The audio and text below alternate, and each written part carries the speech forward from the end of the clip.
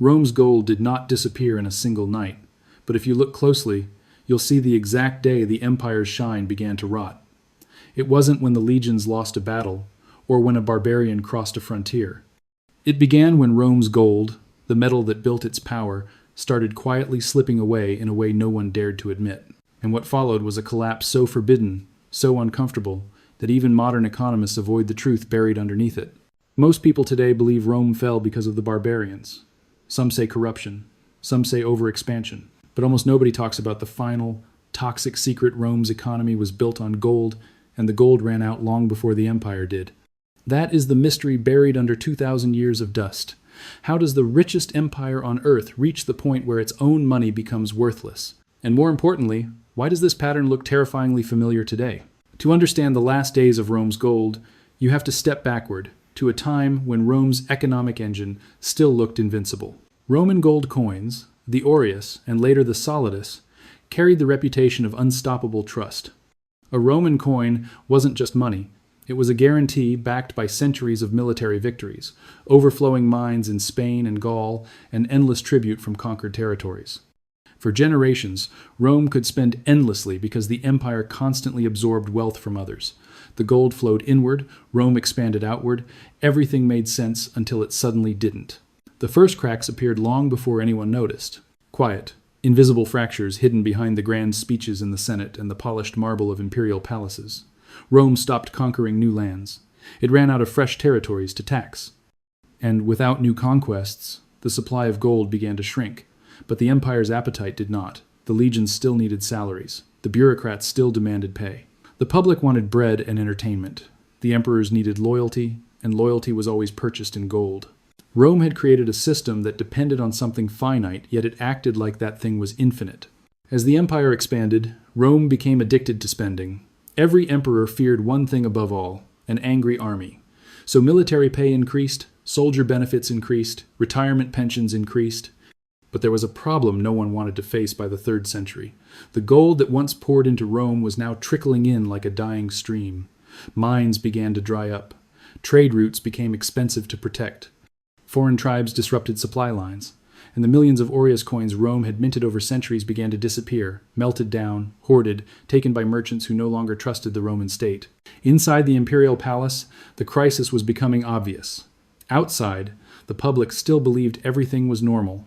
The senators whispered, the generals complained, the merchants raised prices. But the emperors chose a path that has destroyed countless economies since. Instead of admitting the gold was vanishing, they secretly reduced the gold content of the coin. At first, it was tiny, undetectable, a shaved fraction, a quiet dilution, hidden by propaganda and shiny new designs. But the economy noticed, even when the people didn't. Prices jumped. Soldiers demanded more pay. Producers demanded more coins. Rome responded by minting more thousands of new coins struck every day, but with less real gold inside them. This was the forbidden collapse, a collapse hidden inside the coins themselves, disguised behind imperial portraits and Latin inscriptions. Inflation began to eat the empire alive, wearing down trust layer by layer. When a Roman soldier realized his pay no longer bought the same amount of grain, he blamed his commander. When a farmer realized the coins he received felt lighter, he blamed the tax collector. But the real cause was deeper, buried in the state's desperate attempt to stretch what little gold remained. Then came the breaking point. Under Emperor Caracalla, the empire officially debased its currency, cutting the silver content of the denarius by nearly half. It was supposed to stabilize the economy. Instead, it accelerated the fire. Within decades, Rome's once proud money became a hollow shell. Merchants refused to accept Roman coins unless at inflated prices. Foreign traders demanded payment only in pure gold, not Roman gold, but real, untainted bullion. The state tried to force prices, enforce loyalty, punish hoarding, but each measure only revealed how powerless it had become. As the coins lost value, something else broke: trust. And once trust evaporates from money, collapse becomes unstoppable. The empire's finances began to implode in a chain reaction. Soldiers mutinied, provinces rebelled, grain suppliers withheld shipments unless paid in stable forms of wealth, tax revenue collapsed, armies turned against emperors. 30 emperors rose and fell in just 50 years. Some ruled for months, some for days. Rome was no longer a stable empire, it was a marketplace of power, where loyalty was bought by gold that no longer existed. Meanwhile, outside the empire, the world watched Rome crumble from within.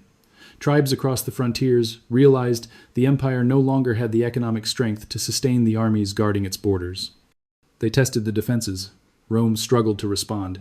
Each invasion cost more money. Each lost battle forced the empire to hire new mercenaries paid in gold Rome didn't have. To survive, the state turned toward heavier taxation. But Rome had already reached the point where citizens would rather abandon their land than pay taxes on it. Farmers fled to avoid collectors. Landlords gave up estates. And when taxpayers disappear, governments suffocate. A final attempt to save the system came with Emperor Diocletian. He tried everything: price controls, wage laws, forced occupations, stricter tax assessments. He even issued a new, supposedly stable gold coin, the solidus. But the truth was plain: Rome didn't have enough gold to back the system anymore. The reforms slowed the bleeding, but they didn't cure the disease. Because the disease was simple, the empire had built an economy on gold, and the gold had run out. But the darkest twist came later, during the final centuries of the empire. Rome did something almost unthinkable. It began importing gold from foreign powers at high cost, just to melt it into coins to pay soldiers. An empire that once demanded tribute was now begging for gold like a debtor scraping for coins. The final blow arrived quietly, not from an army, not from a rebellion, but from exhaustion. The gold reserves in the imperial treasury dropped so low that Rome could not fund its defenses. Payments to mercenaries were delayed. Supplies failed to arrive. The borders cracked open. And when the final invasions came, Rome wasn't defeated on the battlefield. It was already defeated by insolvency. Its fall was not sudden. It was a slow, grinding collapse of an economy that had lost its foundation. The final spark of gold that once illuminated the empire had dimmed into darkness. But here is the part most people never hear. The same patterns Rome faced: debasing currency, losing reserves, overspending, pretending everything is fine, are repeating in the modern world. Today's global financial systems hold far less gold backing than the trust people place in their currencies. Central banks print more money than ever before. Nations run record deficits. And gold reserves around the world are increasingly concentrated in the hands of a few powerful countries, while most nations rely on digital promises instead of real value. Rome once believed its currency could not fail because it was Rome. Many people today believe their system cannot fail because it is modern. But history has never cared about confidence. It only cares about math, and math reveals a reality we don't like to admit. When a system depends on a shrinking resource, collapse becomes inevitable. Rome entered its final centuries like a dimming lamp still shining, but burning fuel it no longer had. The empire that once boasted mountains of gold now lived on borrowed time, borrowed trust, and borrowed coins. Senators still dressed in purple, generals still barked orders. Citizens still walked under arches, celebrating victories won generations earlier. But the one thing nobody could see from the outside was the hollowing of the treasury, the silent bleeding of Rome's last reserves. This was the forbidden truth leaders hid, because admitting it would have meant admitting the empire itself was no longer sustainable. The collapse became visible in small, almost invisible ways. A farmer refusing to accept certain coins, merchants raising prices faster than officials could update the laws, soldiers quietly demanding foreign gold instead of imperial coins. The empire tried to ignore these signs, the same way a sick man ignores the first symptoms of a fatal illness, hoping denial can replace reality. But economics is merciless, and the consequences of centuries of mismanagement were now knocking on Rome's door. The empire's problem wasn't just that it had less gold. The deeper issue was that Rome had created an economy that required constant inflows of real value, constant expansion, constant tribute, constant conquest. When that engine stopped, everything else began failing in sequence. First the coins weakened, then the prices soared, then trust crumbled, then the provinces revolted, then the armies fractured, and finally, the borders collapsed. It wasn't one disaster. It was a chain reaction, and that chain was tightening around Rome's throat. By the late 4th century, payment to troops became the most dangerous crisis. For centuries, Rome's soldiers were its pride, disciplined, loyal, and undefeated. But loyalty came at a cost. Soldiers expected pay, soldiers expected bonuses, soldiers expected retirement land.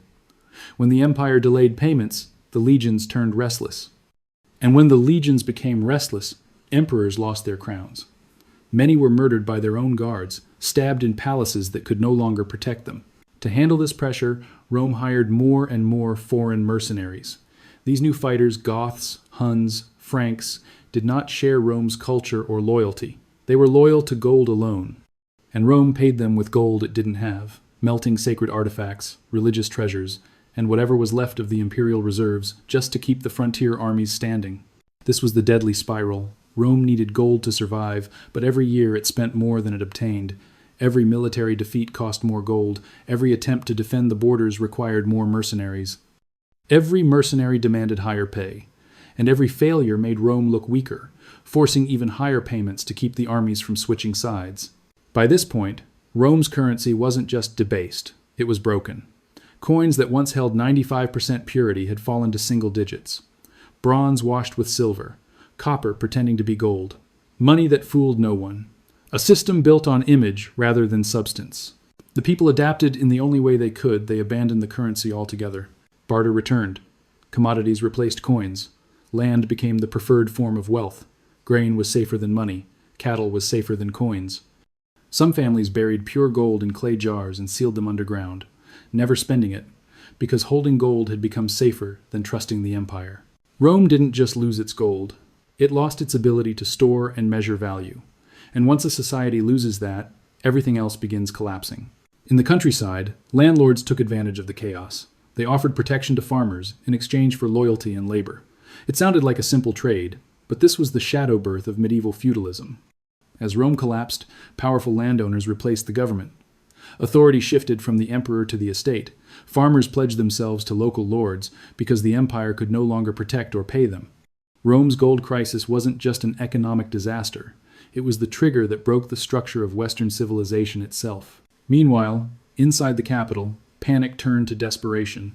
The state ordered forced loans from wealthy families, tax collectors seized property from anyone who failed to pay, entire estates were confiscated, goldsmiths were forced to hand over precious metals, churches were pressured to surrender treasure. But even these measures barely bought weeks of stability. Rome's economy had become a fire pit, and every ounce of gold thrown in burned instantly. As the 5th century began, the Western Empire was now split from the Eastern Empire. The East, with Constantinople's wealth and better trade routes, survived longer. The West bled out. Its treasury was almost empty, its coins no longer respected, its people losing all confidence. Then came the moment historians remember but few understand, the year 410 AD, when the Visigoths under Alaric sacked Rome. For the first time in 800 years, a foreign army entered the city. People imagine this as a sudden, shocking event, but the truth is darker the Visigoths didn't invade because Rome was weak militarily. They invaded because Rome couldn't pay them anymore. Rome promised gold. Rome failed to deliver. And when the gold didn't come, the swords did. Gold was the price of peace. And Rome could no longer afford peace. Even after this disaster, the empire limped on. Emperors made speeches claiming Rome was strong. Officials created new tax laws. Armies swore loyalty. But under the surface, the empire was rotting. The gold reserves shrank to levels so low that officials recorded entire months with no gold payments at all. Soldiers deserted, roads fell into disrepair, grain shipments disappeared, provinces acted independently. The empire was no longer a united system. It was a collection of pieces held together by a thin thread of tradition.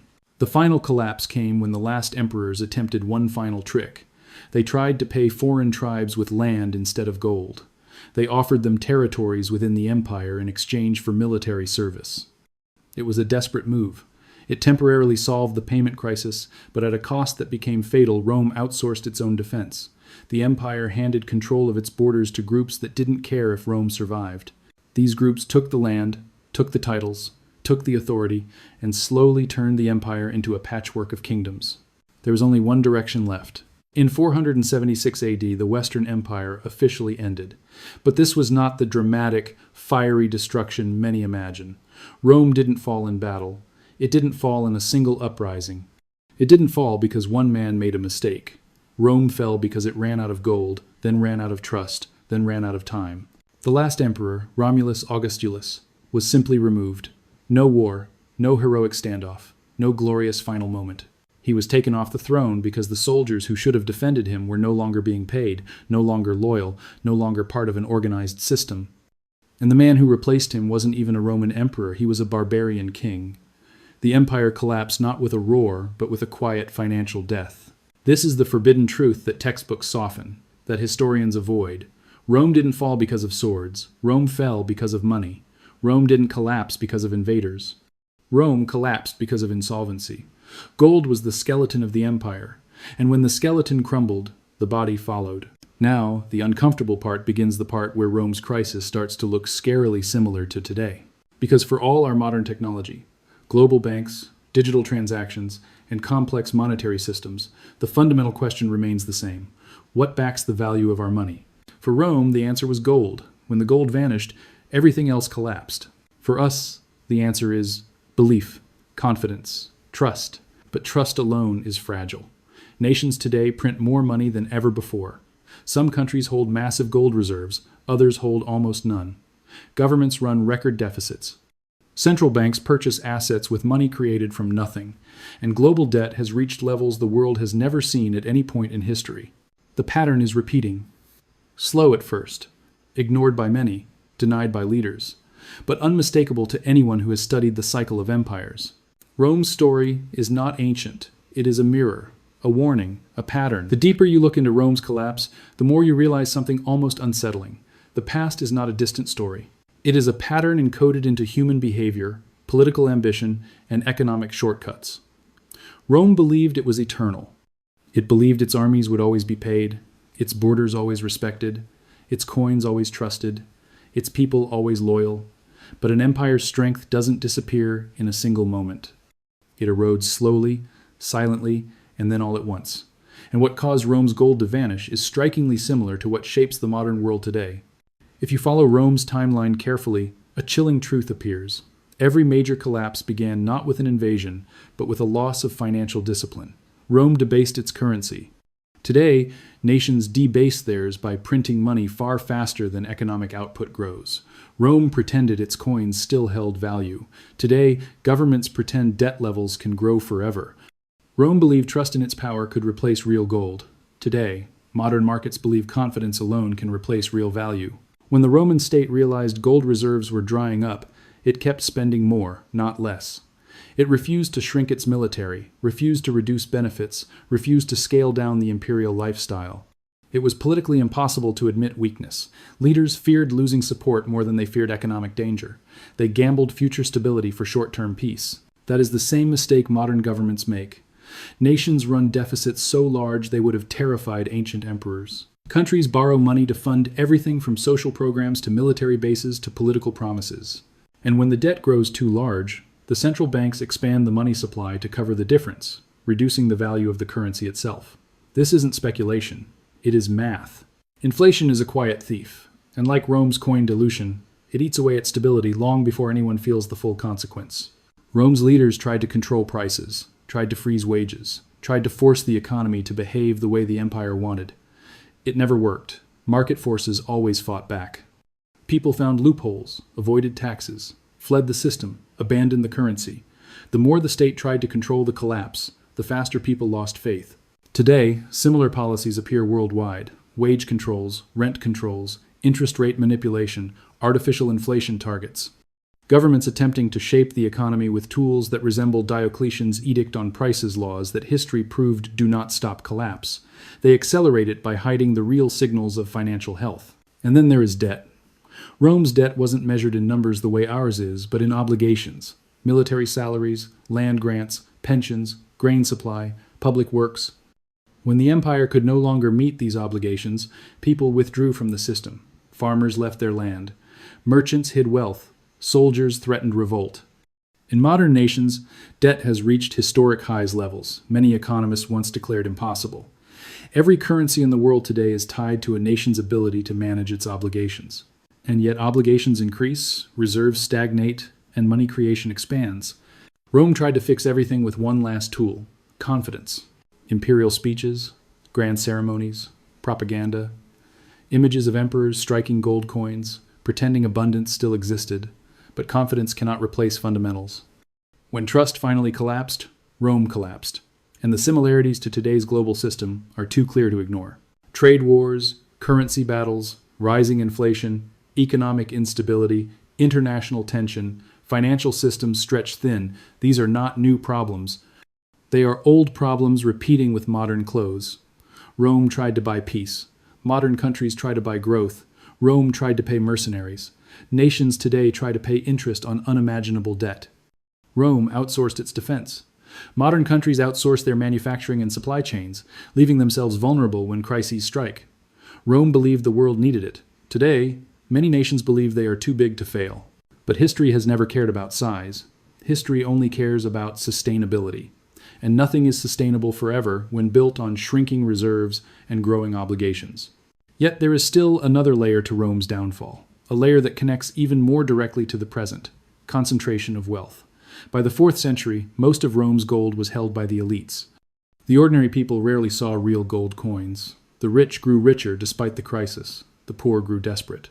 Inequality widened until society itself began to crack. People no longer fought for the empire, they fought for survival. When a society divides this way, collapse becomes a matter of time. Look around the modern world. Wealth concentration is higher than at any point in recorded history. The top fraction holds more wealth than entire populations combined. The middle class shrinks, the lower class struggles.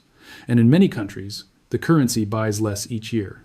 This is not a political issue, it is an economic pattern that repeats in every major collapse, from Rome to the French monarchy, to the Ottoman decline, to the Great Depression, to today's emerging crises.